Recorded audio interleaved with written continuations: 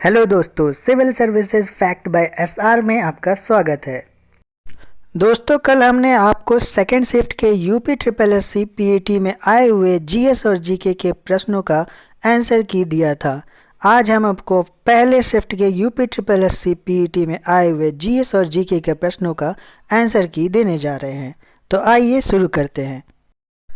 GS और GK का पहला प्रश्न है, अंतरिक्ष में जाने वाली भारतीय मूल की दूसरी अमेरिकी महिला अंतरिक्ष यात्री कौन है?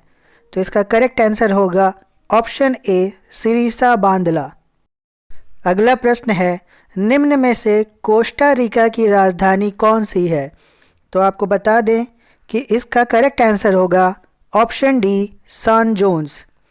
ऑप्शन ए बीजिंग जो है वो चाइना की राजधानी है, ढाका बांग्लादेश की और दिल्ली आपको पता ही होगा इंडिया की। अगला प्रश्न है, कितने भारतीय राज्य नेपाल की सीमा साझा करते हैं? तो यहाँ पे करेक्ट आंसर होगा ऑप्शन ए, 5। और उन 5 राज्यों के नाम हैं यूपी, उत्तराखंड, वेस्ट बंगाल, सिक्किम और बिहार। अगला प्रश्न है, इनमें से कौन सा देश सार्क का सदस्य नहीं है? तो इसका करेक्ट आंसर होगा म्यांमार। आपको पता होगा कि सार्क कुल 8 देशों का सदस्य था, तो आप बताएं कि वो 8 देश कौन से हैं। आइए देखते हैं अगला प्रश्न, केंद्र शासित प्रदेश लक्षद्वीप की आधिकारिक भाषा निम्न में से क्या है? तो इसका करेक्ट आंसर हो जाएगा ऑप्शन डी, मलयालम। अगला प्रश्न है, भारत के संविधान के अनुसार लोकसभा के सदस्यों की अधिकतम संख्या क्या है? तो आपको बता दें इसका करेक्ट आंसर होगा ऑप्शन बी, 552। अगला प्रश्न है, हिंदी दिवस कब मनाया जाता है? तो इसका करेक्ट आंसर होगा ऑप्शन ए, 14 सितंबर। अगला प्रश्न है, नोबेल पुरस्कार जीतने वाले प्रथम एशियाई कौन थे? इसका करेक्ट उत्तर होगा ऑप्शन सी, रविन्द्रनाथ टैगोर। 1913 में लिटरेचर में इन्होंने नोबेल पुरस्कार जीता था। आइए अगला प्रश्न देखते हैं, निम्न में से किस स्थान पर अजंता एलोरा की गुफाएं स्थित हैं? इसका करेक्ट आंसर होगा ऑप्शन सी, औरंगाबाद। अजंता और एलोरा की गुफाओं को भी यूनेस्को द्वारा वर्ल्ड हेरिटेज साइट में दर्ज किया गया है। अजंता की गुफाएं पूरी तरह से बौद्ध धर्म को समर्पित हैं और एलोरा की गुफाएं एक मिक्सचर हैं बुद्धिस्ट, हिंदू और जैन धर्म से। अगला प्रश्न है, ओणम किस भारतीय राज्य या केंद्र शासित प्रदेश का सांस्कृतिक उत्सव है? इसका करेक्ट आंसर होगा ऑप्शन डी, केरल। ओणम केरल में सितंबर में राजा महाबली के स्वागत में प्रतिवर्ष आयोजित किया जाता है, जो 10 दिनों तक चलता है। ओणम खास तौर पर खेतों में फसल की अच्छी उपज के लिए मनाया जाता है। अगला प्रश्न है, निम्नलिखित में से कौन सा ग्रह सूर्य के सबसे नज़दीक है? तो इसका करेक्ट आंसर होगा बुध ग्रह। आपको बता दें कि बुध ग्रह का कोई भी उपग्रह नहीं है और मंगल ग्रह और बृहस्पति ग्रह के बीच क्षुद्र ग्रहों की एक पट्टी है। अगला प्रश्न है, चरक संहिता संबंधित है? तो यह इसका सही उत्तर हो जाएगा ऑप्शन डी, चिकित्सा से संबंधित है। चरक कुषाण राज्य के राजवैद्य थे। इन्होंने चरक संहिता की रचना की और जो एक प्रसिद्ध आयुर्वेदिक ग्रंथ हुआ। चरक संहिता में रोगनाशक और रोग निरोधक दवाओं के बारे में बताया गया है। अगला प्रश्न है, भारत में शासन करने वाले दिए गए शासकों का काल क्रमानुसार सही क्रम क्या है? पहला है शेरशाह सूरी, दूसरा अकबर, तीसरा है अलाउद्दीन खिलजी और चौथा है इल्तुतमिश। तो इसका करेक्ट उत्तर होगा ऑप्शन डी, 4312, यानी कि इल्तुतमिश 1211 से 1236, अलाउद्दीन खिलजी 1266, शेरशाह 1486 और अकबर 1542। अगला प्रश्न देखते हैं, निम्न में से कौन से संत शिवाजी के समकालीन थे? तो इसका करेक्ट उत्तर होगा ऑप्शन ए, तुकाराम।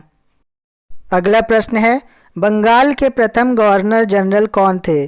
तो इसका करेक्ट उत्तर होगा option D, Lord Warren Hastings. Lord Warren Hastings 1774 में बंगाल के प्रथम गवर्नर जनरल बने थे।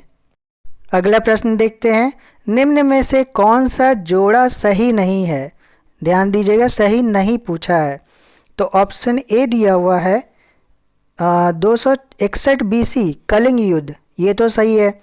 AD 1709 औरंगजेब की मृत्यु, जी यही गलत दिया हुआ है। यहाँ पे AD 1707 होगा, औरंगजेब की मृत्यु 1707 में हुई थी।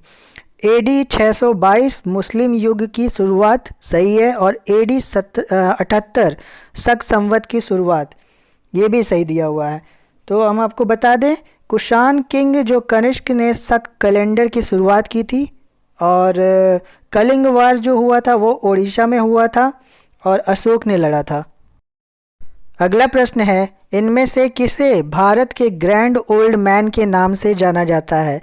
इसका करेक्ट उत्तर होगा ऑप्शन ए, दादा भाई नरोजी।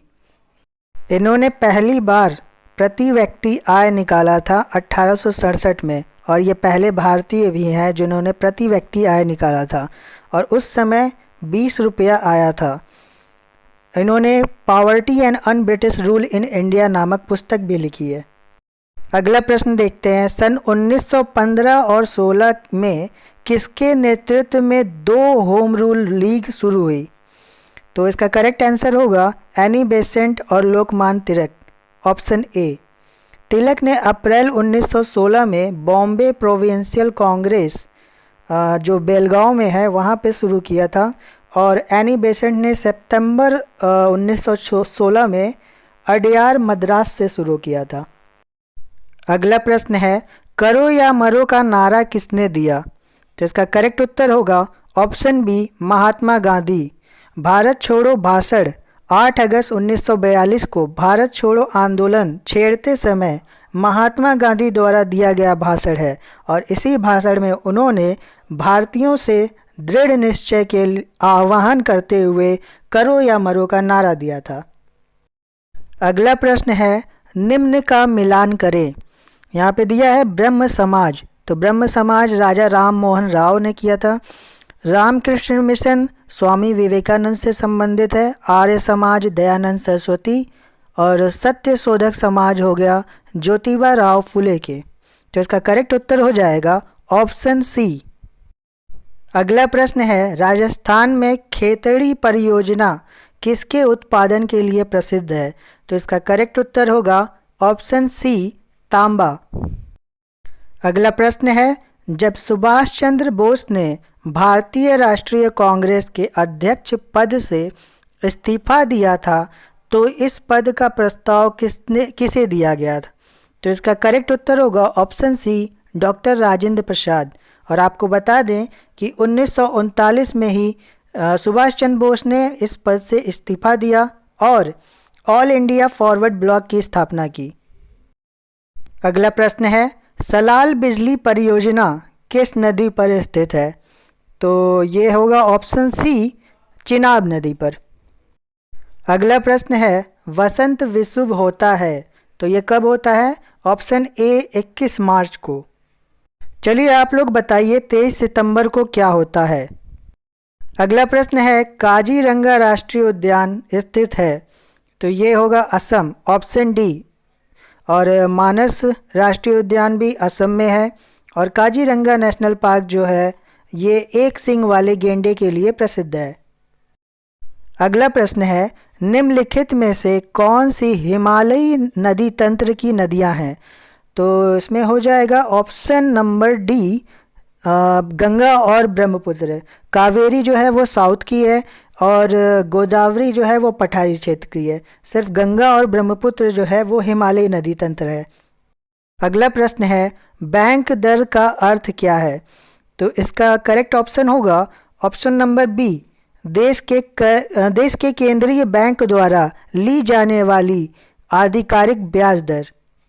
दोस्तों आपको बता दें कि अगर आपने पीटी में 65 प्लस यानी कि 65 प्लस स्कोर किया है तो आप लेखपाल की परीक्षाओं के लिए तैयारी शुरू कर सकते हैं, और हम भी आपको लेखपाल की भर्ती के लिए तैयारी ज़रूर करवाएंगे। तो बने रहें हमारे चैनल से और इस चैनल को सब्सक्राइब कर लें और इस वीडियो को शेयर ज़रूर करें। दोस्तों हम आपको बता दें कि पीईटी का कट ऑफ हमने अपने एक वीडियो बना के जारी कर दिया है, तो अगर आपने वो वीडियो नहीं देखा है तो आई बटन को क्लिक करके और जल्दी से उस वीडियो को देख लें और अपना स्कोर कमेंट बॉक्स में ज़रूर बताएं।